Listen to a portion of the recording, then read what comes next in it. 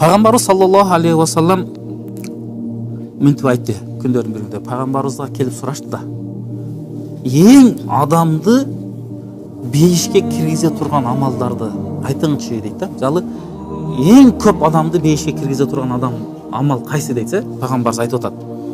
Тақваллахи ва хуснул хулук деди. Адамды тақвачылык менен кулк мүнөзүнүн жакшылыгы бейишке киргизет экен да.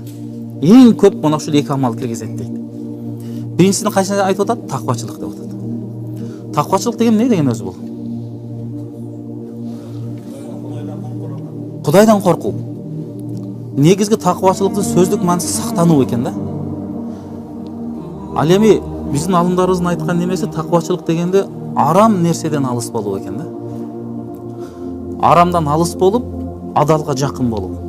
Баягы жөнөкөй бир түшүндүрмө менен Убай ибн Каб, мына Умар ибн Хаттабты барыбыз билебиз, пайгамбарыбыздын жакын сахабалары, Амирул Муъминин, момундар падышасы болгон 10 жыл халифалык кылып туруп, падышалык кылып туруп, Мадинада туруп, керек болсо Ирактагы жолдорунан бир качыр эшек чалынып кетсе дагы ошого мен жооп берем деген адам болгон экен да. Мүдүрүлгөндүгү үчүн ушунчалык такыбалык болгон. Ушул киши Убай ибн Кабтан сурап атат. Тақвачылык деген эмне дейт? Эми алар билген маанисин, балки бизге үйрөтүү үчүн болдубу, же ошол жердегилерге үйрөтүү үчүн болдубу, же жакшыраак маанисин ача турган болдубу? Ошондо Убай ибн Каб айтып атат. Эй падыша дейт, момундардын падышасы дейт. Сиз мындай тикенектүү жолдо басып көрдүңүзбү дейт да. Десе басып көргөм дейт. Кантип басат элең десе, акырын кийимимди көтөрүп, алар эми узун кийинишкен го. Бутка тикенек кирип кетпесин деп таза жерлерден басам дейт да. Болду дейт. Мына ошол такыбачылык дейт.